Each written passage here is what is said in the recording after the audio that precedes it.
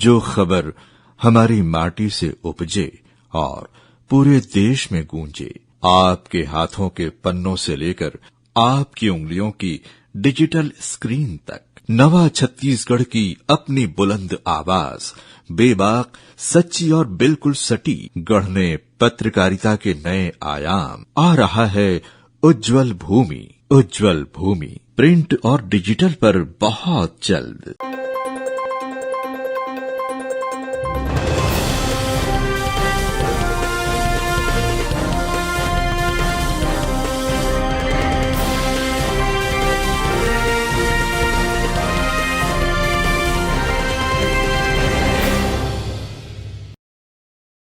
नमस्कार, स्वागत है आप सभी का ग्रैंड न्यूज नेटवर्क में और मैं हूं आपके साथ सीमा। चलिए अब एक नजर डाल लेते हैं आज की बुलेटिन की खास खबरों की ओर।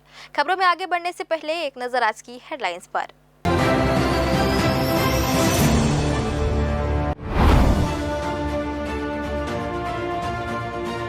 बिलासपुर के तिफरा स्थित ग्रैंड लोटस होटल में टेंट लगाते समय करंट लगने से युवक रोशन की मौत। सरगिट्टी पुलिस ने किया मामला दर्ज, जांच शुरू।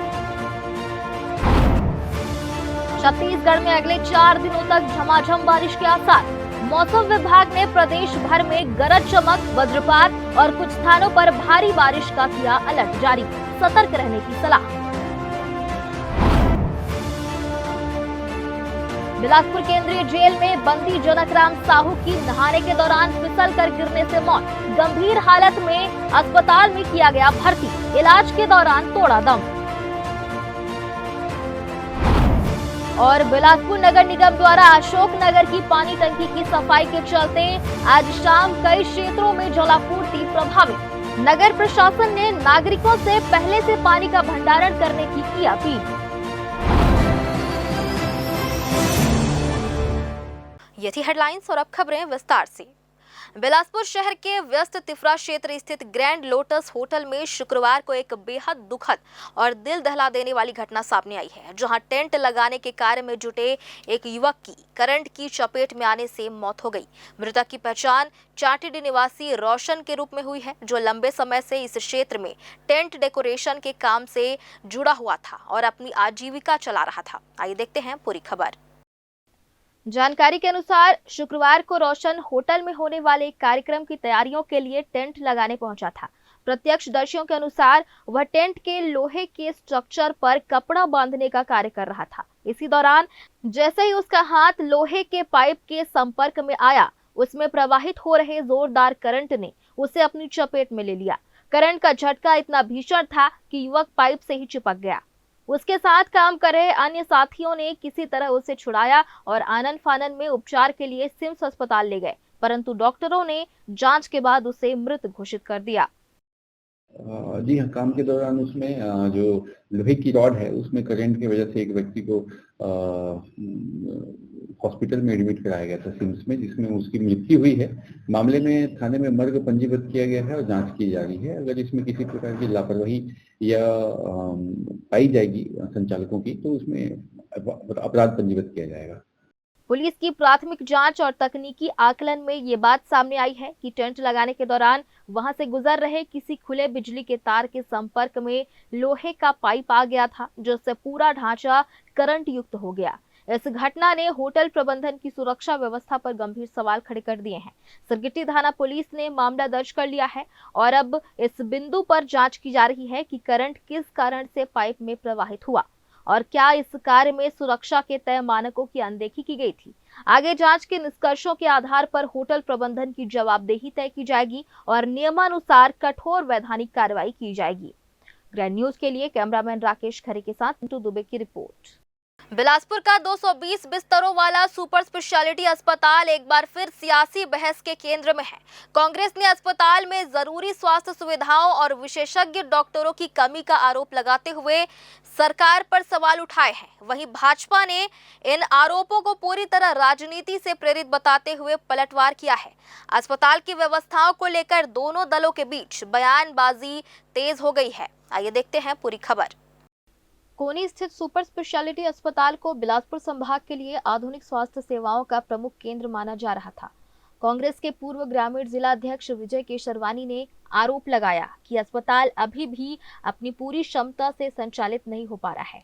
उनका कहना है कि 24 घंटे इमरजेंसी सेवा, कैथ लैब, आईसीयू सहित अन्य महत्वपूर्ण सुविधाएं या तो पूरी तरह शुरू नहीं हुई है या पर्याप्त नहीं है। इसके चलते गंभीर मरीजों को अब भी दूसरे अस्पतालों में रेफर किया जा रहा है।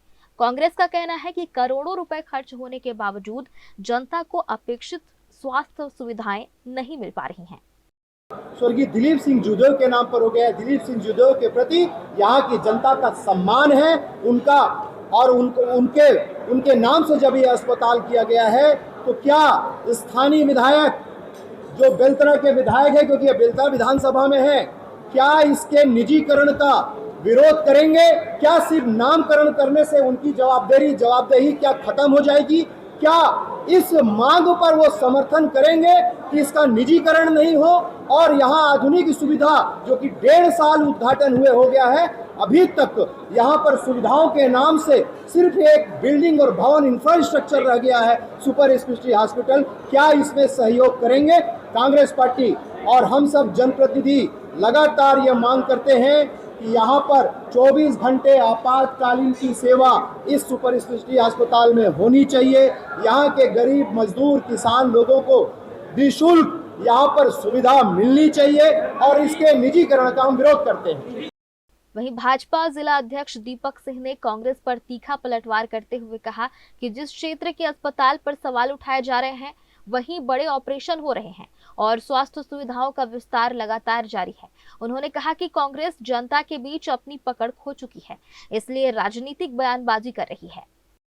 देखिए, कांग्रेस के जो पूर्व जिला अध्यक्ष हैं, जो वर्तमान में सुपर जिला अध्यक्ष बने हुए हैं, जिस क्षेत्र में वो जिस हॉस्पिटल का निरीक्षण करने गए थे, उस क्षेत्र की जनता ने उनको नकारा है।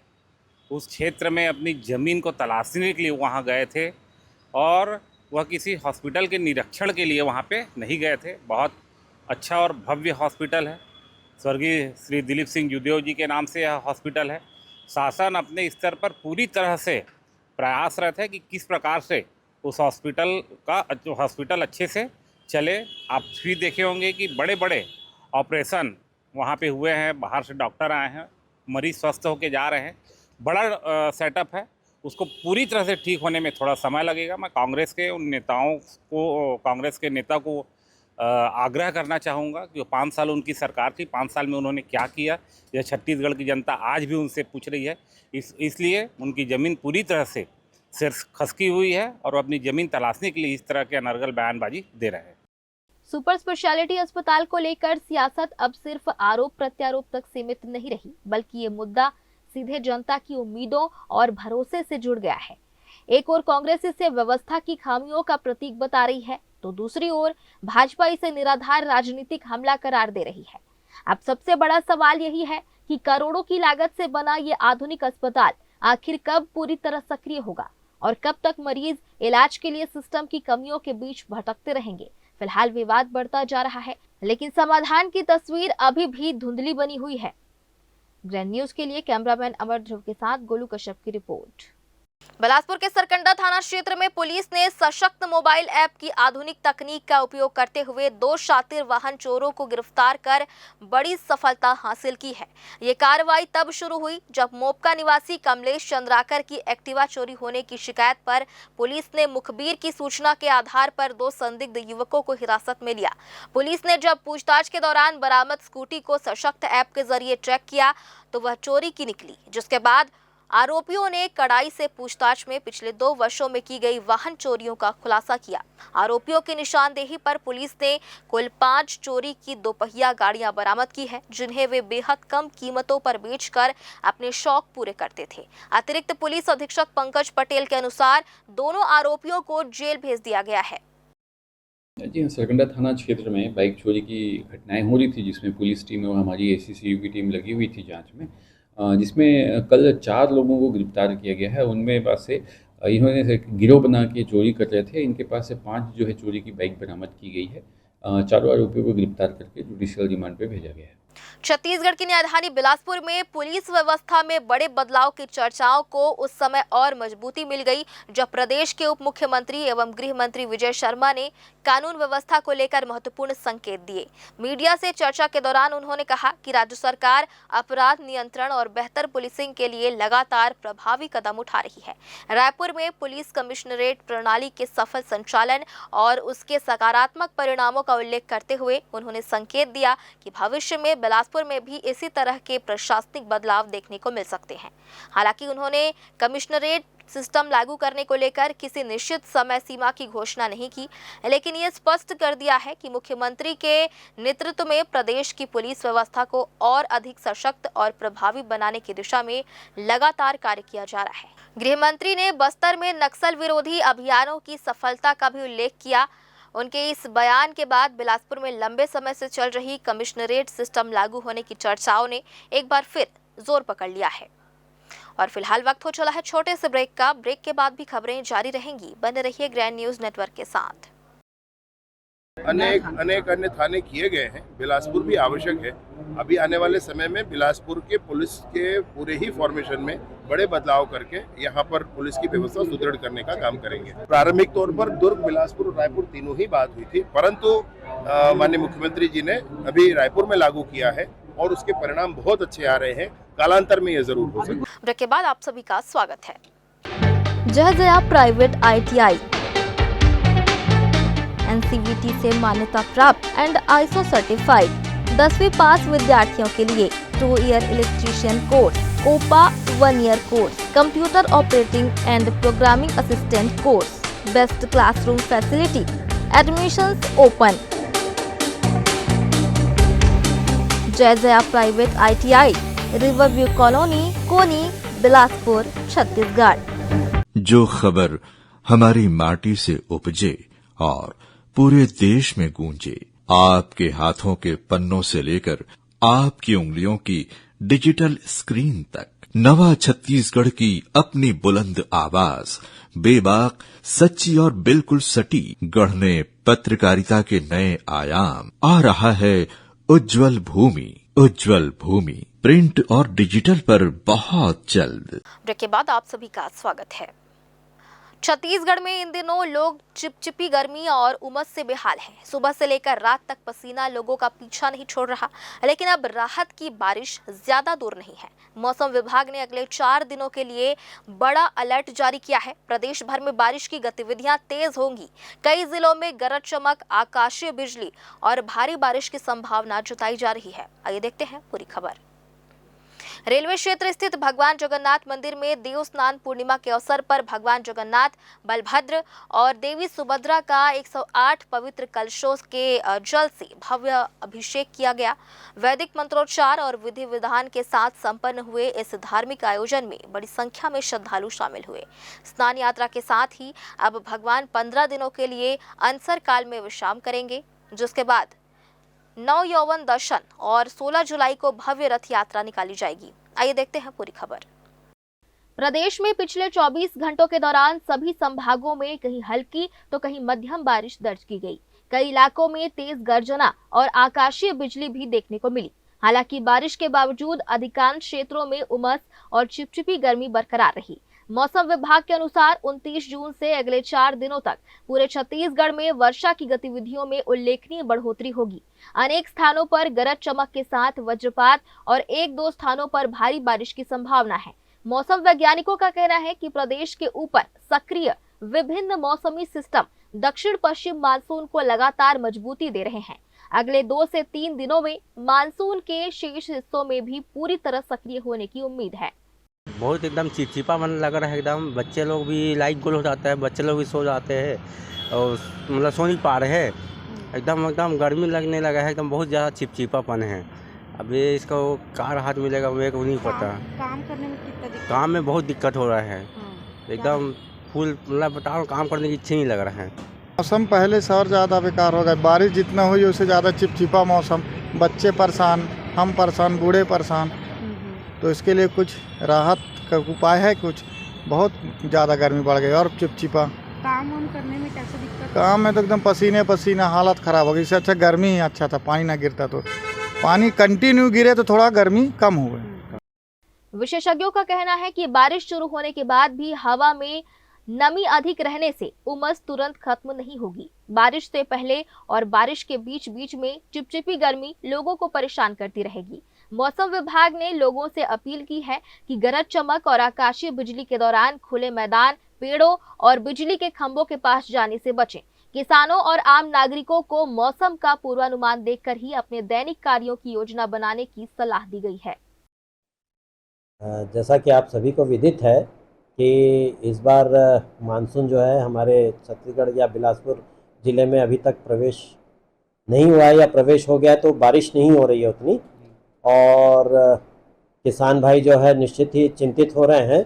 लेकिन अभी उतनी चिंतित होने की ज़रूरत नहीं है, क्योंकि हम बहुत ज़्यादा लेट नहीं है, और इस प्रकार जो लेट मानसून आता है ये कई बार पुनरावृत्ति हो चुकी है। फिलहाल साफ है कि छत्तीसगढ़ का मौसम तेजी से करवट ले रहा है और एक ओर उमस लोगों की परीक्षा ले रही है तो दूसरी ओर मानसून पूरे प्रदेश को भिगोने के लिए तैयार है। ऐसे में अगले 4 दिन राहत की बारिश के साथ मौसम से जुड़ी चुनौतियां भी लेकर आएंगे, इसलिए सतर्क रहना और मौसम विभाग की सलाह का पालन करना बेहद जरूरी है। ग्रैंड न्यूज के लिए कैमरामैन अमर ध्रुव के साथ गोलू कश्यप की रिपोर्ट।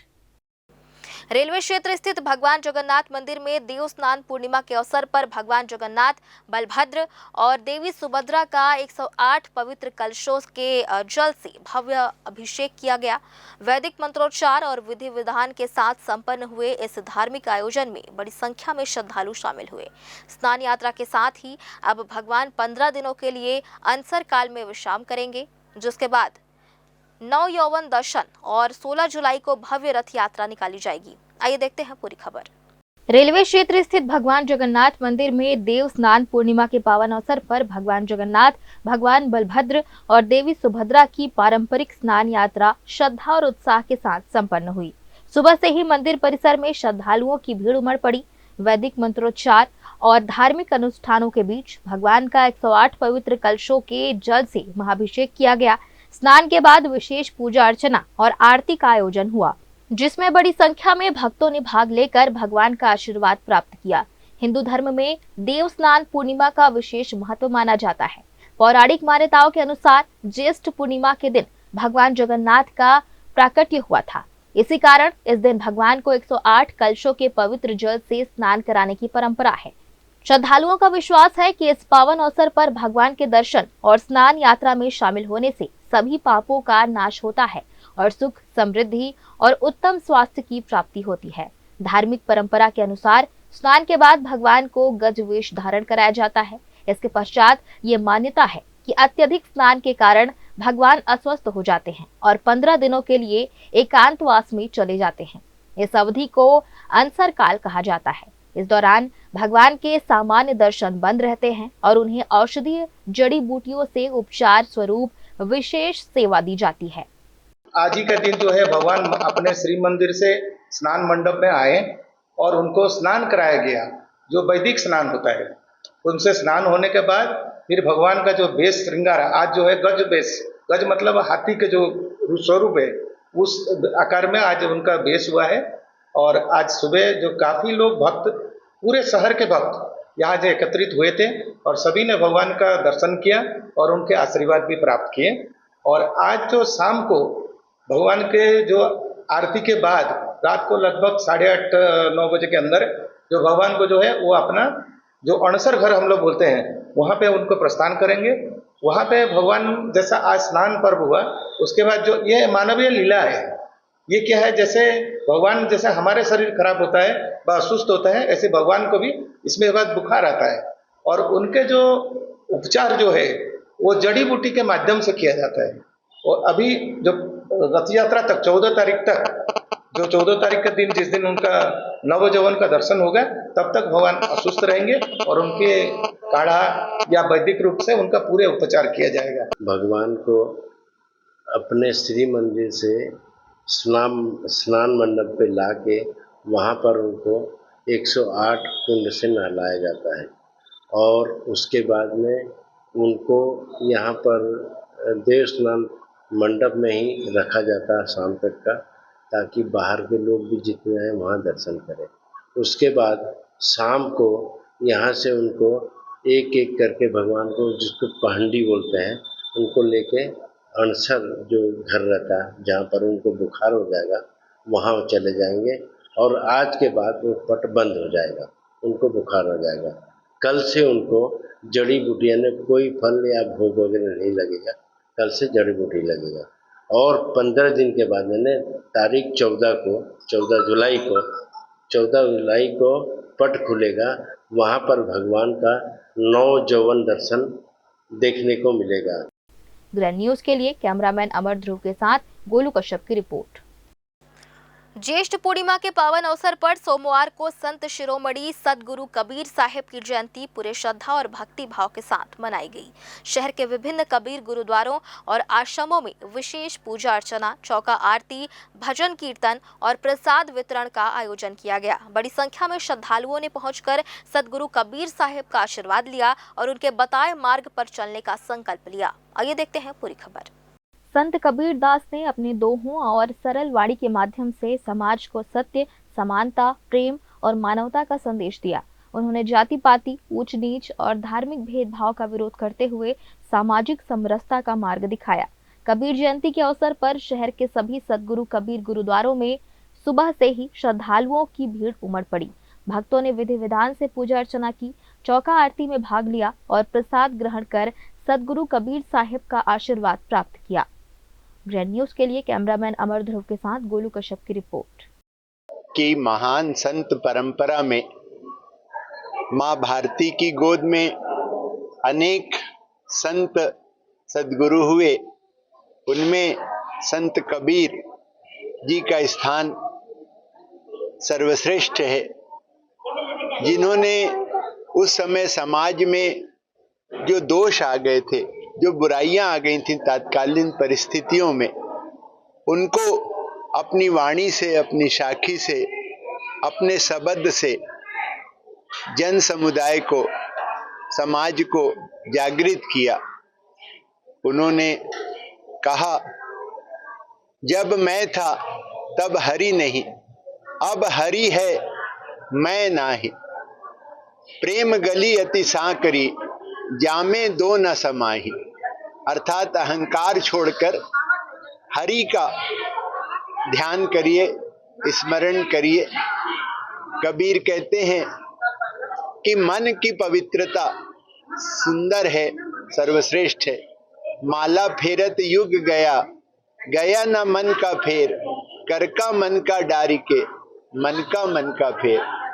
600 साल बाद भी संत कबीर दास जी के वचन आज भी उसी प्रकार से हम सबको संदेश दे रहे हैं। अपना जीवन सुधारने का, अपना जीवन सफल करने का संदेश देते हुए जब वे कहते हैं कि काल करे सो आज कर, कोई शुभ काम कल करने की बजाय अभी कर लो, आज कर लो। आज करे सो अब, पल में प्रलय होएगी, बहुरी करेगा कब।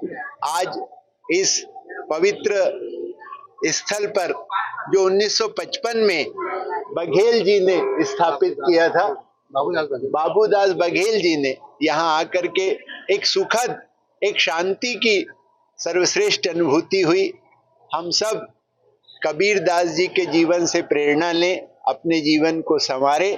हम सभी, आप सभी को संत कबीर दास जी का प्राकट्य दिवस और जयंती शुभ हो, मंगलमय हो, कल्याणकारी हो। बिलासपुर के लिंगियाडीह इलाके में देर रात हुई मारपीट की एक हिंसक घटना में पुलिस ने 4 मुख्य आरोपियों और एक विधि से संघर्षरत बालक को धर दबोचा है।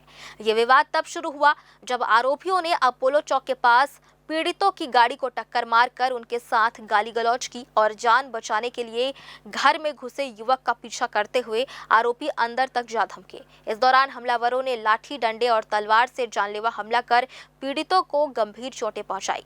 गिरफ्तार किए गए आरोपियों में सन्नी अहिरवार उर्फ बउआ अहिरवार, संजय विश्वकर्मा उर्फ संजू, मुकेश यादव उर्फ मुक्की और राहुल यादव उर्फ छोटू शामिल है। घटना में प्रयुक्त एक धारदार तलवार और अन्य हथियार बरामद करने के बाद सभी आरोपियों को अदालत के समक्ष पेश कर जेल भेज दिया गया है, जबकि विधि से संघर्षरत बालक को नियमानुसार किशोर न्याय बोर्ड के पास भेजा गया है। सरकंडा थाना क्षेत्र का मामला है लिंगियाड़ी में, जिसमें कुछ युवक हैं जिनकी पुरानी रंजिश को लेकर कल लड़ाई झगड़ा की घटना हुई थी, जिसमें 2 लोगों को चोट लगी थी। उपरोक्त मामले में थाना सरकंडा में मारपीट, बलवा और हमसेट के तहत FIR पंजीबद्ध किया गया है और 5 लोगों को, जिसमें से एक नाबालिग को गिरफ्तार करके जुडिशियल रिमांड पर भेजा गया है। एक बार फिर से वक्त हो चला है छोटे से ब्रेक का। ब्रेक के बाद भी खबरें जारी रहेंगी। बने रहिए ग्रैंड न्यूज नेटवर्क के साथ। जहजया प्राइवेट ITI NCVT से मान्यता प्राप्त एंड ISO सर्टिफाइड 10वीं पास विद्यार्थियों के लिए 2 year electrician course, OPA 1 year course, computer operating and programming assistant course, best classroom facility, admissions open. Jaijaya private ITI, riverview colony, Koni, Bilaspur, Chhattisgarh. जो खबर हमारी माटी से उपजे और पूरे देश में गूंजे, आपके हाथों के पन्नों से लेकर आपकी उंगलियों की डिजिटल स्क्रीन तक, नवा छत्तीसगढ़ की अपनी बुलंद आवाज, बेबाक, सच्ची और बिल्कुल सटीक, गढ़ने पत्रकारिता के नए आयाम। आ रहा है उज्जवल भूमि, उज्जवल भूमि प्रिंट और डिजिटल पर बहुत जल्द। ब्रेक के बाद आप सभी का स्वागत है। बिलासपुर केंद्रीय जेल में नहाने के दौरान तखतपुर निवासी बंदी जनक राम साहू की संदिग्ध परिस्थितियों में मौत हो गई है। बताया जा रहा है कि नहाते समय जनक राम अचानक फिसल कर गिर गया और उसका सिर पत्थर से जा टकराया, जिससे वह गंभीर रूप से घायल हो गया। जेल प्रशासन द्वारा उसे तत्काल इलाज के लिए सिम्स अस्पताल में भर्ती कराया गया था, जहां उपचार के दौरान उसने दम तोड़ दिया। इस घटना के बाद जेल प्रशासन ने मामले की उच्च स्तरीय जांच शुरू कर दी है, जिसके तहत ये पता लगाया जा रहा है कि ये महज एक फिसलने के कारण हुआ हादसा था या इसके पीछे कोई अन्य कारण है। केंद्रीय जेल बिलासपुर में E3 बैरक में जनक राम पिताजी तिवारी सरना में पिछले 10 वर्षों से आजीवन का कारावास का सजा भुगत रहे थे। 27 और 28 तारीख के रात में लगभग 3:30 बजे टॉयलेट जाने के लिए जा रहा था, तो टॉयलेट पहुंचने के पहले ही वो गिर गया। गिरने पश्चात CCTV का अवलोकन करने में पाया कि वो 2 या 4 सेकंड फिर उठ के टॉयलेट किया। फिर जब तक सुरक्षा वहाँ पहुँच गया था, फिर उसको आराम से बिठाया। उसके बाद उसको उनके जो जगह पर ले गया।